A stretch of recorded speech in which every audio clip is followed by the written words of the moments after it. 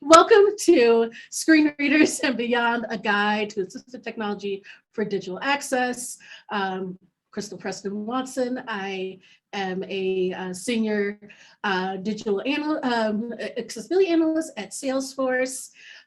If you find yourself like after the Q&A with any sort of questions about things that I've talked about today, please don't hesitate to reach out to me.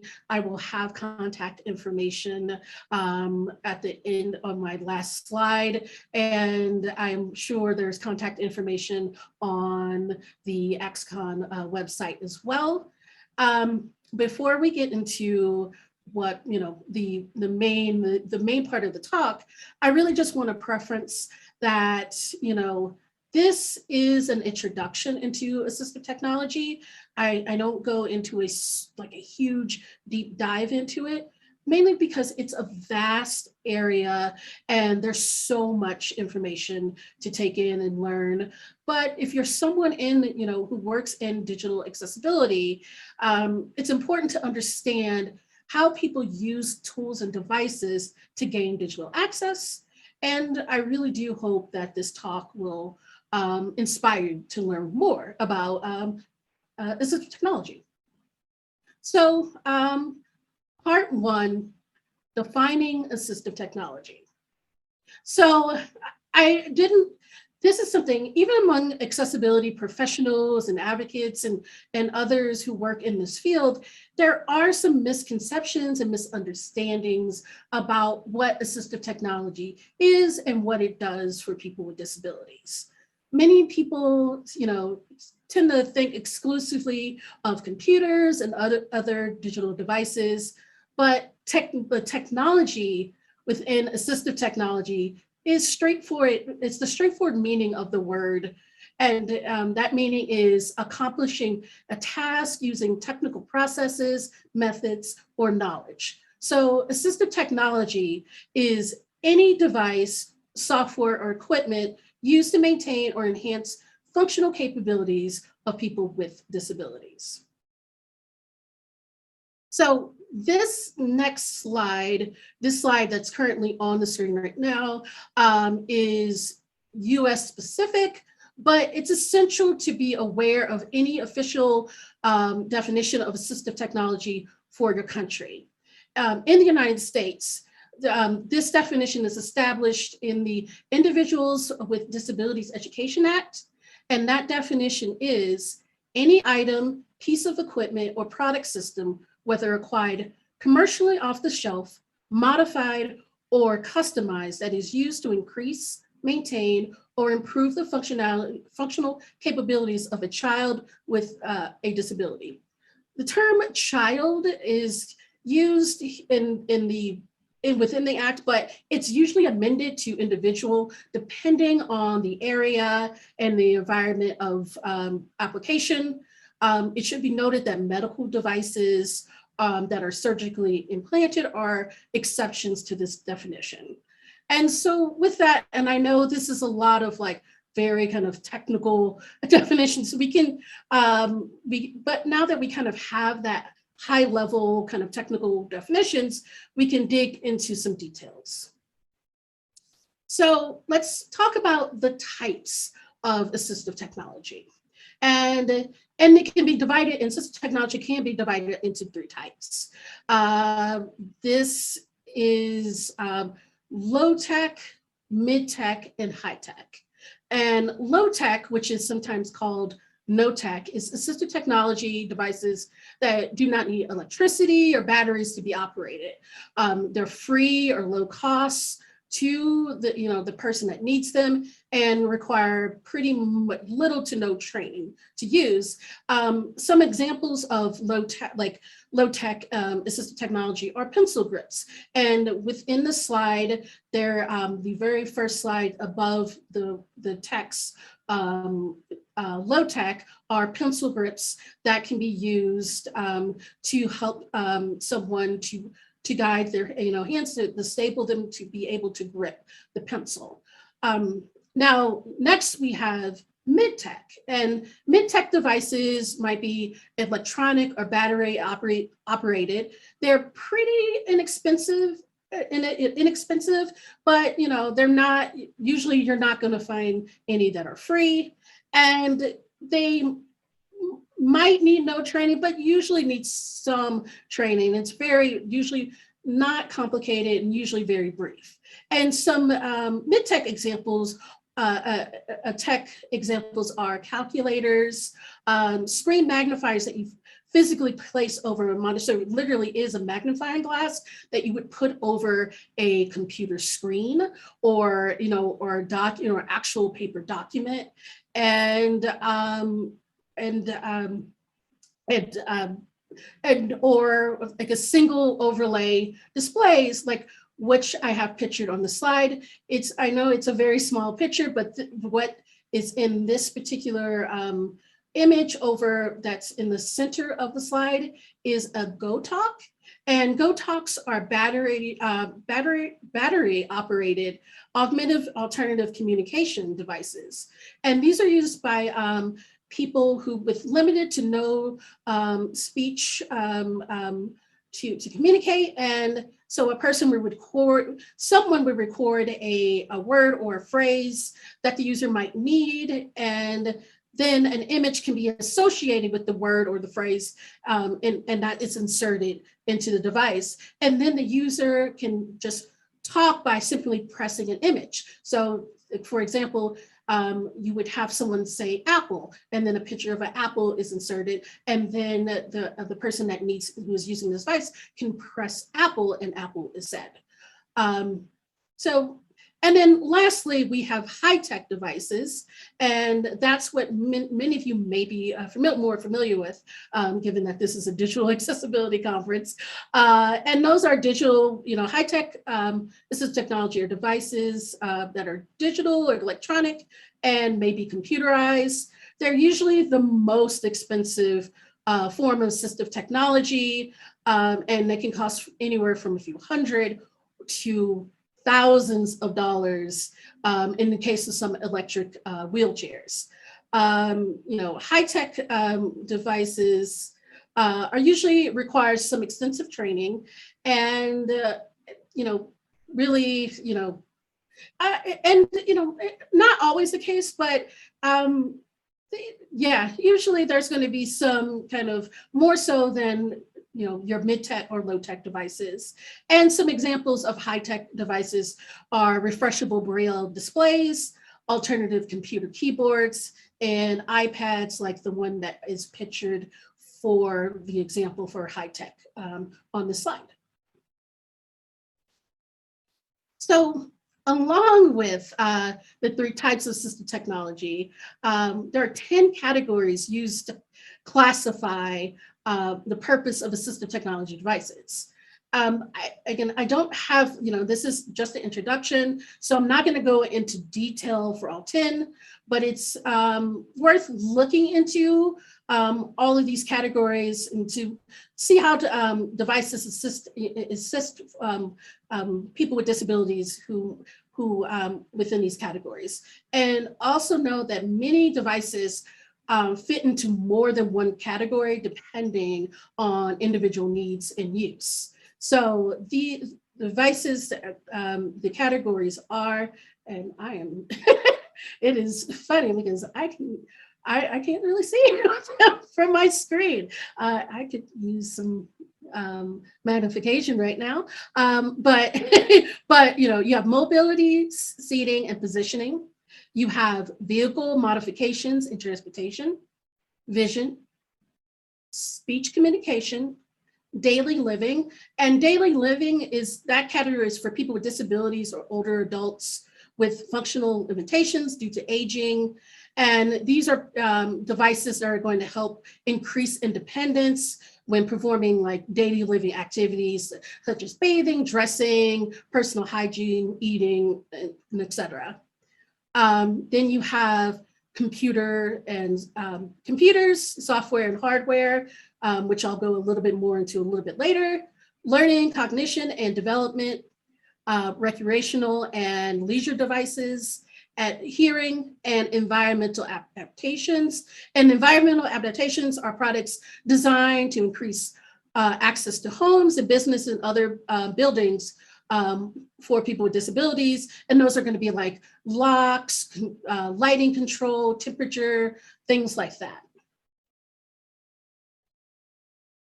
Now, when it comes to access for assistive technology, and as those who know me, this is something that I really talk about a lot, and I stress a lot, is that it is important to understand that there is no guarantee to equal access to technology and assistive technology out there. I wish this wasn't the case, but it is, and it's really something that we need to be aware of when we're talking about assistive technology. And that, we can't work with the assumptions that, when someone is approaching any sort of product that, or website or software that we build or make, that they have the necessary assistive devices to be able to access those platforms. So this is something to know that assistive technology, especially when it comes to digital access and depending on what is needed to gain access, it can be very, very expensive, and it may be hard for people with disabilities to access. Now that we kind of have a baseline understanding of assistive technology, let's take a look at assistive tech devices used by disabled people to access digital products and content. So first up, we have alternative input devices. And these replace standard keyboards or a mouse. People with motor impairments will use these alternative inputs to access and control computers, smartphones, home devices, and other sorts of devices. And a switch can, which is what one of the common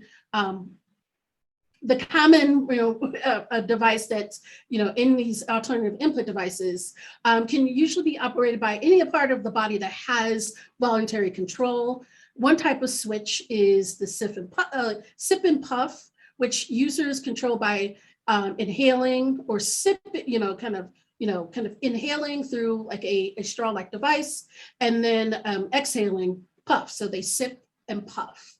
And they use and they control by pretty much with their breath. On this particular slide, there is an image of a switch that looks like a large round button, and this is a jelly bean switch by AbleNet. And this switch is recommended for users that can access a smaller target area. So this type of switch wouldn't be recommended if someone needed an area that had a larger area because of their type of the control that they have.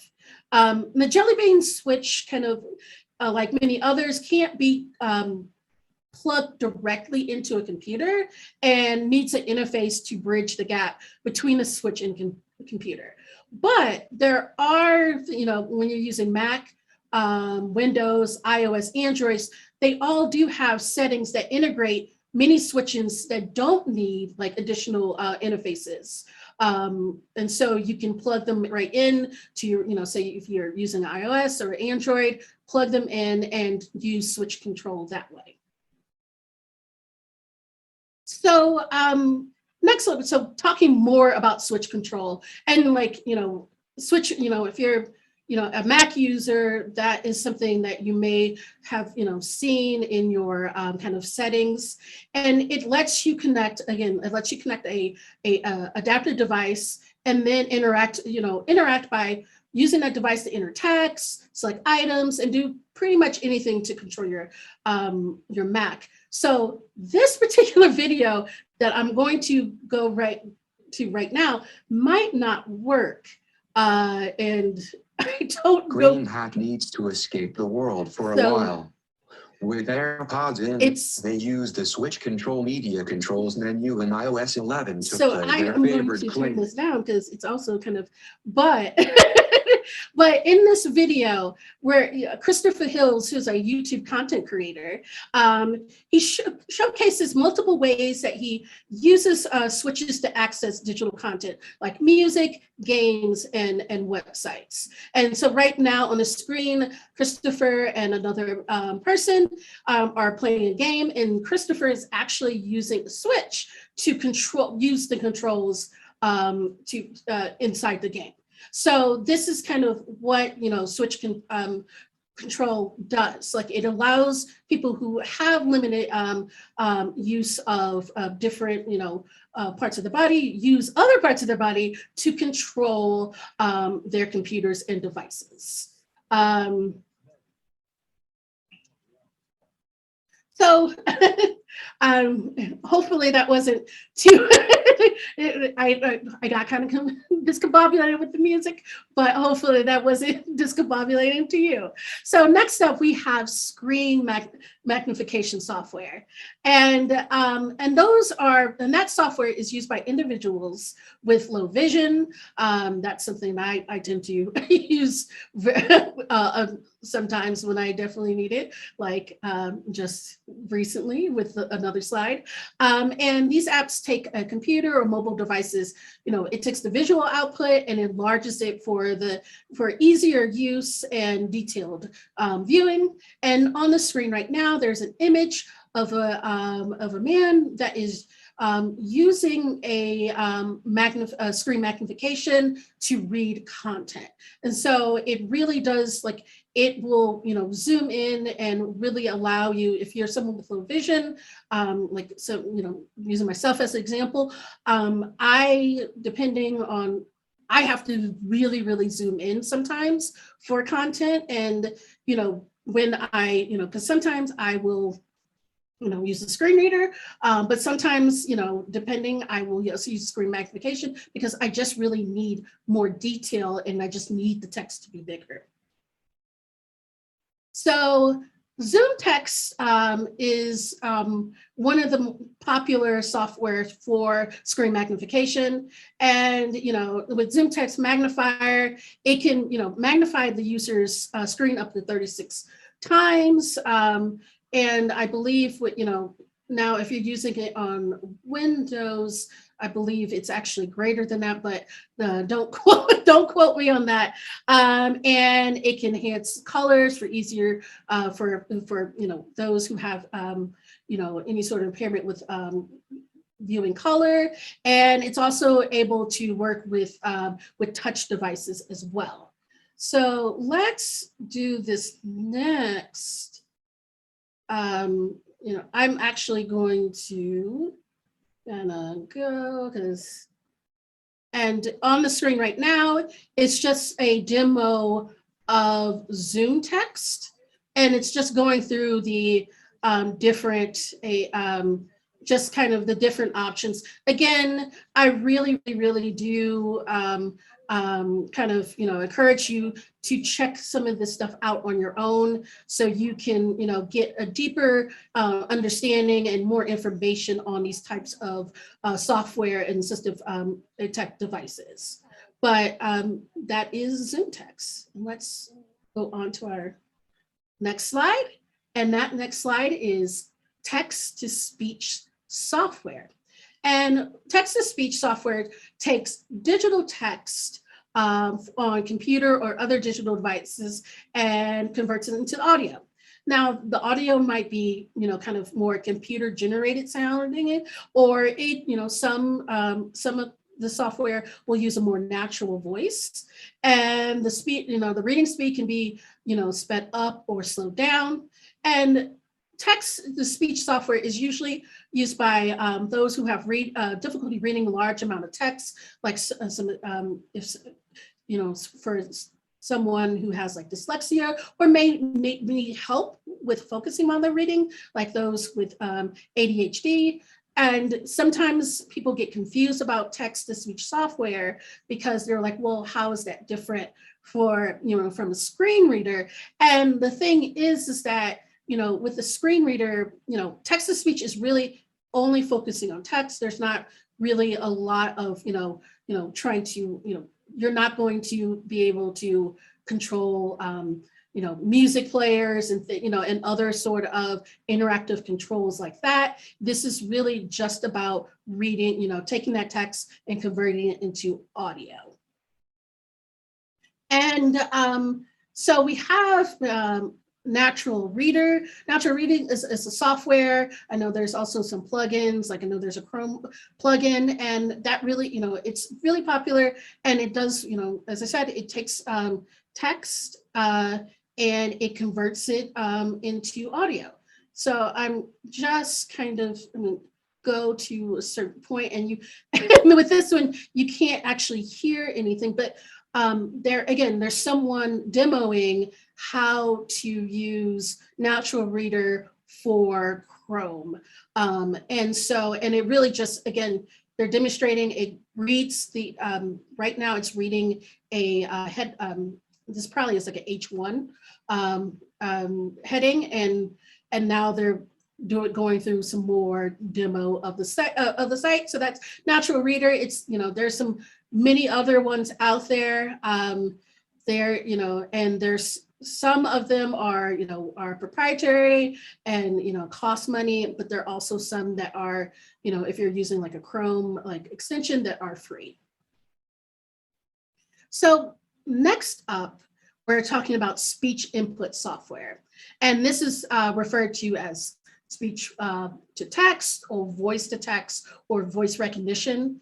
And this is assistive technology for individuals who might who might find themselves unable or find it hard to use a mouse or keyboard, or those with learning and cognitive disabilities.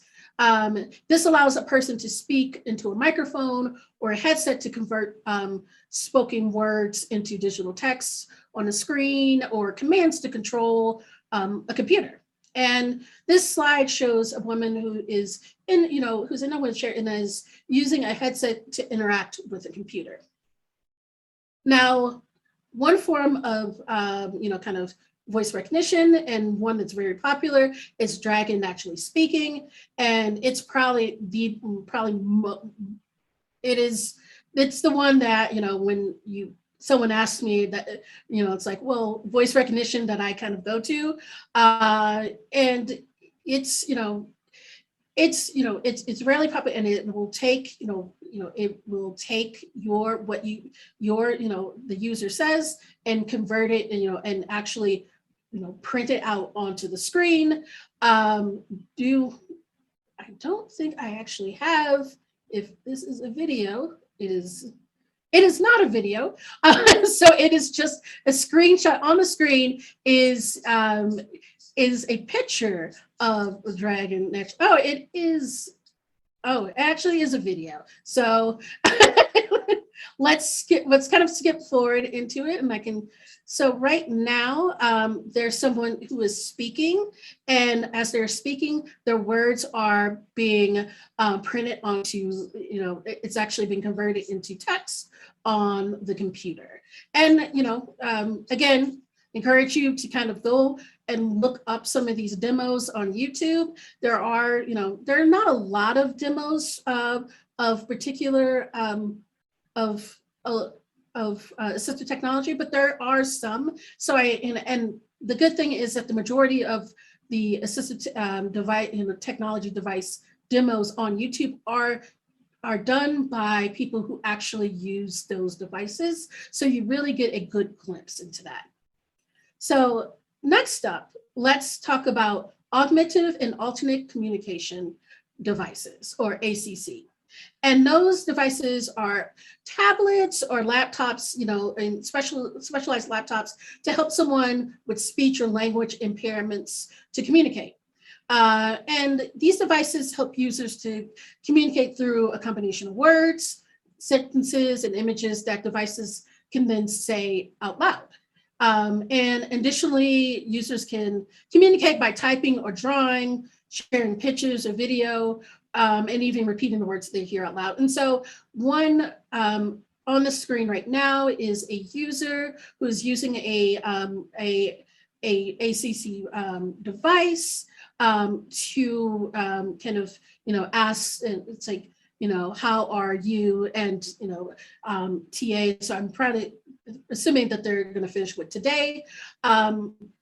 I also talked previously in the 3 types of assistive technology about the Go Talk, which is also used, which is also an ACC device, where again, you have someone that uses will record their voice, and then they will insert an image and associate it, that it associates with that voice, and it allows the user of the Go Talk to use that to communicate.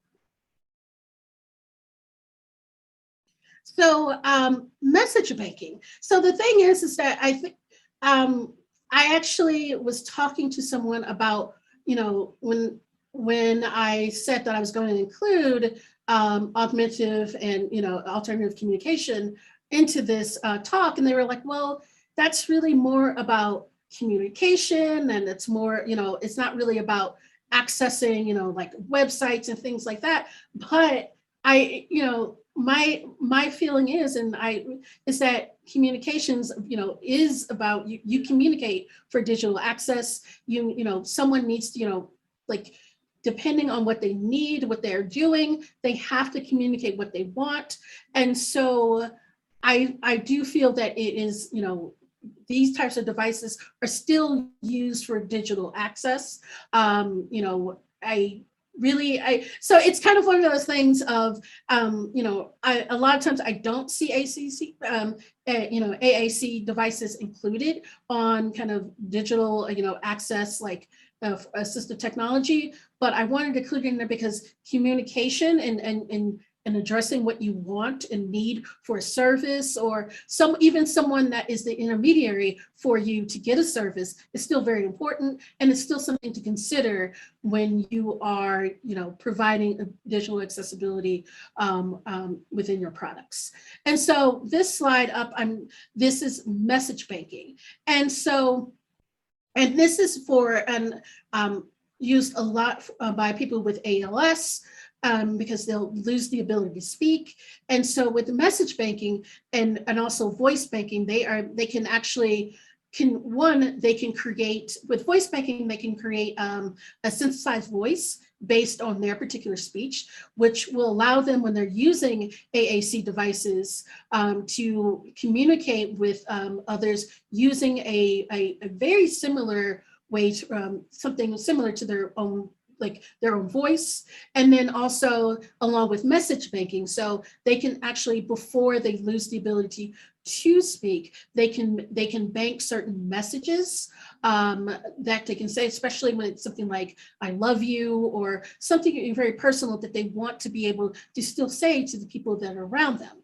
So that's something that's, again, I feel that it's still, very, very it's something that we do need to consider, even though it's not, may not be traditionally considered, digital access assistive technology. And so on the screen, there is a video, and I would say you should go and check this out. It is, and this is from, and I'm so the Boston's Children's Hospital, and they actually are working on this message and voice banking. And on the screen is someone with ALS who's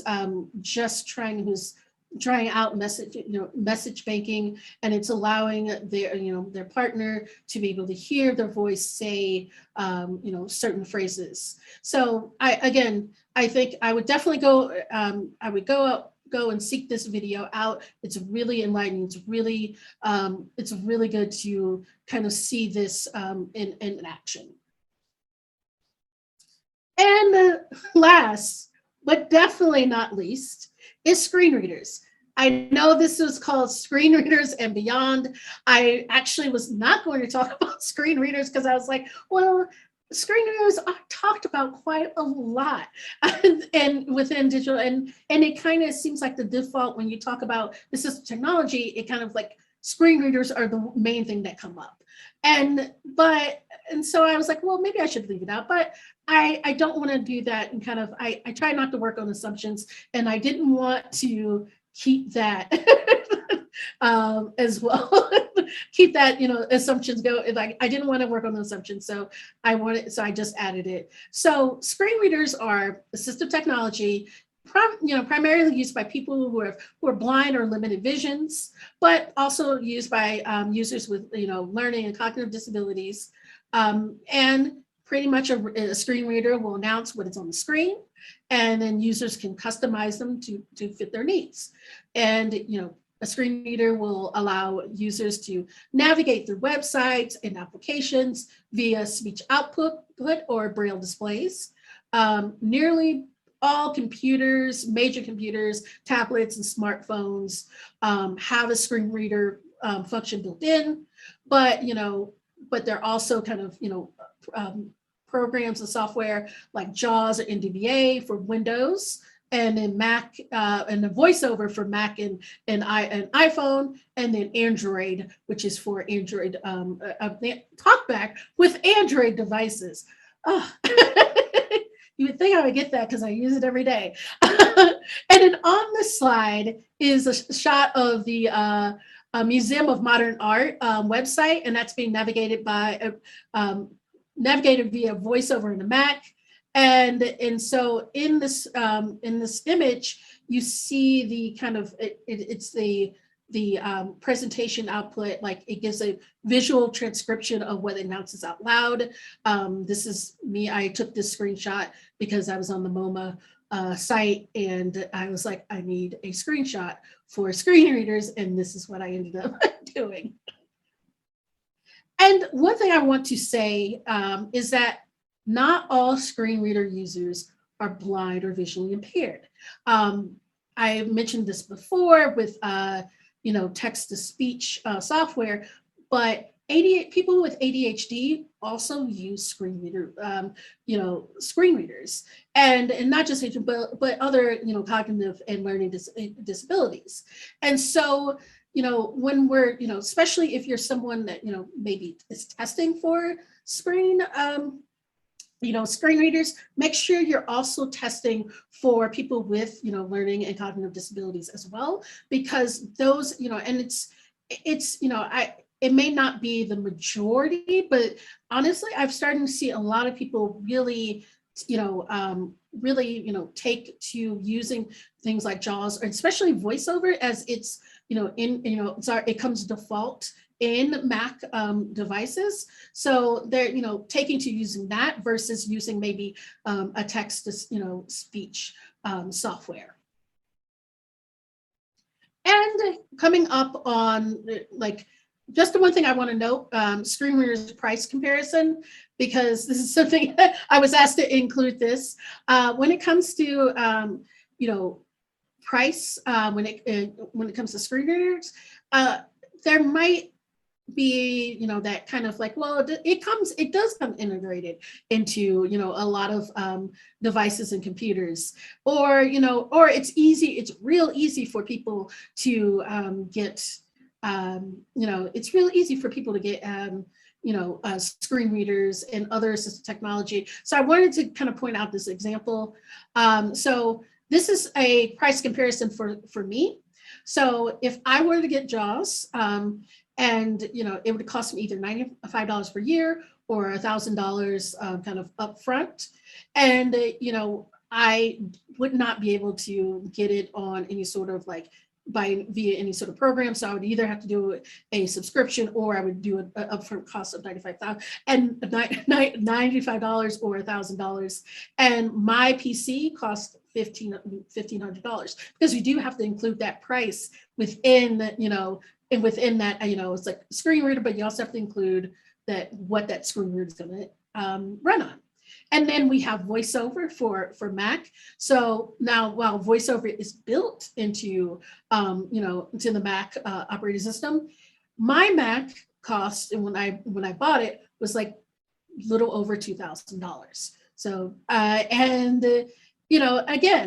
there's, and this also comes in with the consideration of when we're testing and when you're considering screen readers, that's not cheap. And so if someone's using like VoiceOver, they may be using VoiceOver on a older computer. Like I know people that are still using their MacBooks from like 2015, 2014. And so that means they're guaranteed they're using a VoiceOver version that is a lot older.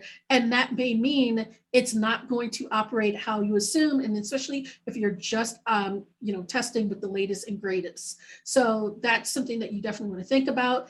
And then NDVA. NDVA is open source and really operates on donations. And that, and that's actually what I use on my PC. And again, that PC cost is $1,500. Now that brings me to part 3 and my final thoughts. And which is make no assumptions when you're thinking about assistive technology. Really need to kind of go beyond screen readers. You need to think about, really someone might use a screen reader, but they might use other assistive technology for digital access.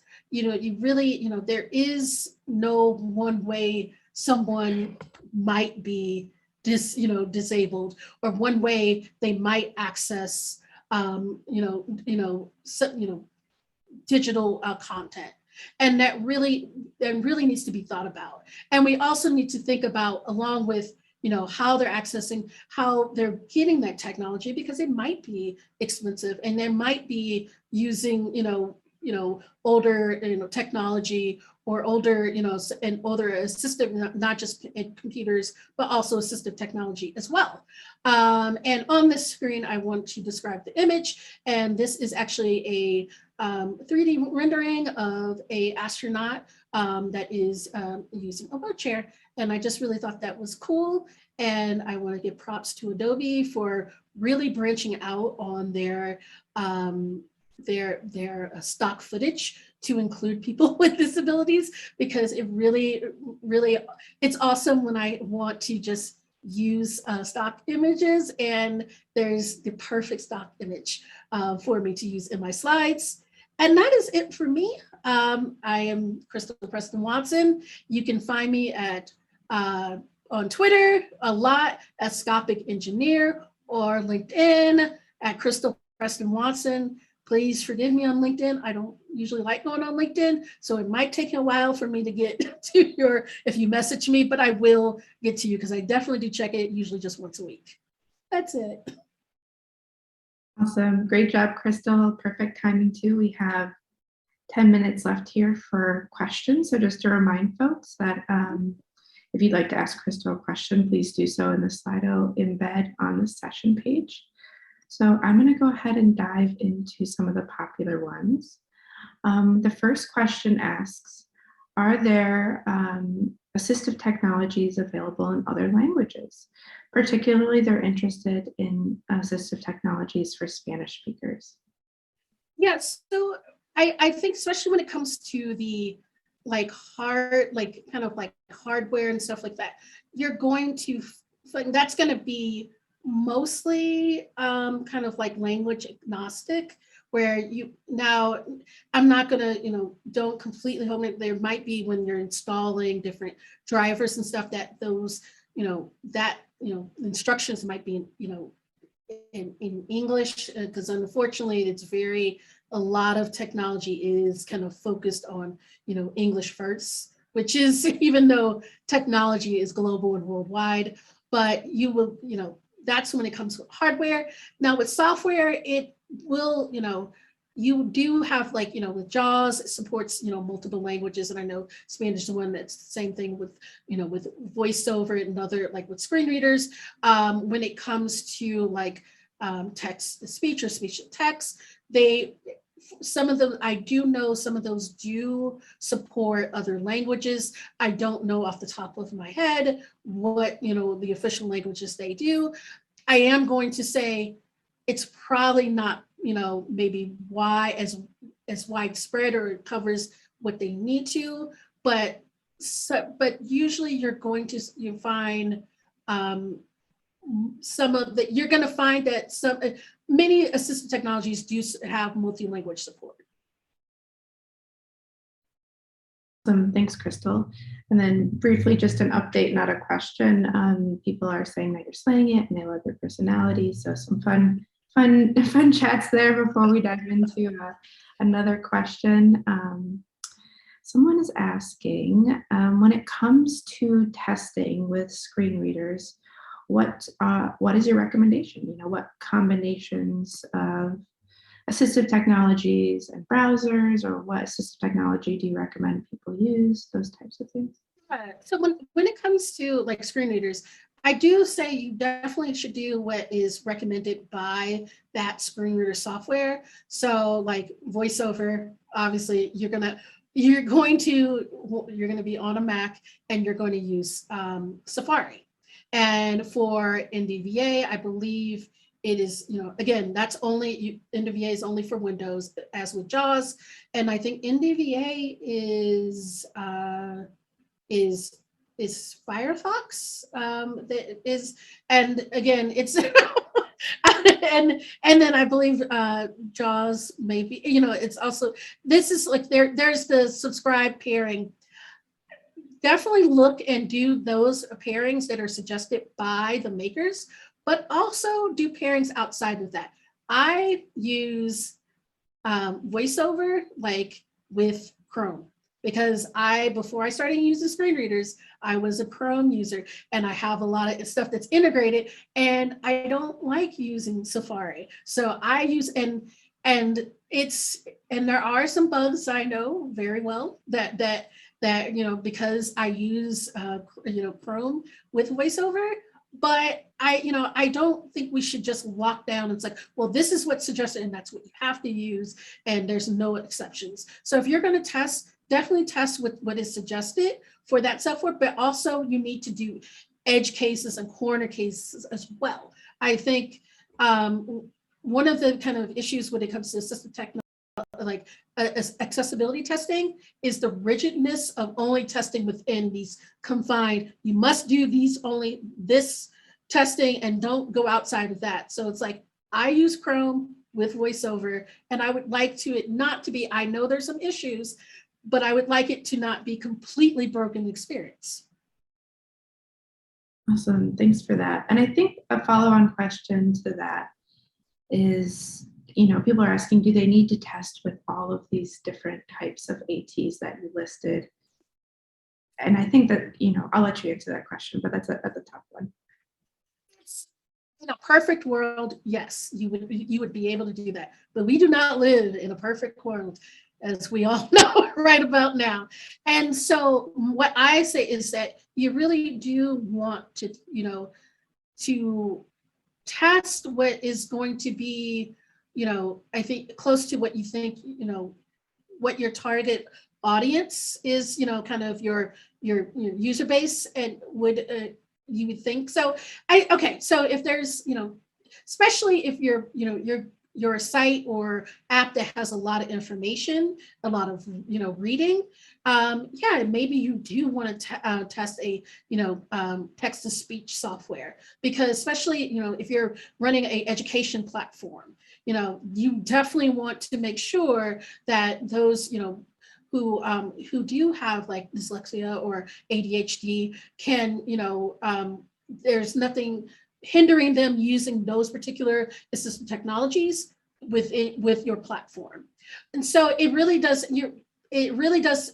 depend. It's relative to what your, you know, what your product is, what your platform is, what your software that you're making and putting out there for users. Some, you know, assistive technology is going to make sense to test for, some others wouldn't. And so it really does depend. I do think just, you know, and I also understand cost is a factor as well, because, you know, being someone who comes from a quality background, trying to even get access to, you know, testing labs where your testing lab is your own personal device in testing in a device of your coworkers. So I definitely do understand, but when possible, really do test assistive technology that really kind of you feel that would really benefit your users. Great, thank you. Switching gears here a little bit. You've talked a lot about how cost can definitely be a barrier to getting access to these assistive technologies that people need. But then I think another component of that is to what extent is access to training also a barrier or an issue when it comes to assistive technology? That is, and especially for adults who are disabled, who may not have, their disability came after schooling, because there is, for kids and children that have disabilities, there is some way to get access to training and such a technology that's built in. And now again, this is very US specific. There is access for them to get training and for assistive technology and actual those devices. Now, if you end up getting a disability, you become disabled after, an adult, after college, then it really can be it can be an issue. And there's a lot of people, and that's also the assumption that, that every assistive technology user is a power user. There are a lot of people, like I do test with, I test a lot with screen readers, but I'm not a power user when it comes to screen readers, because testing is one thing, using this in my personal life is another. And testing doesn't always cross over to how I use a screen reader in my personal life.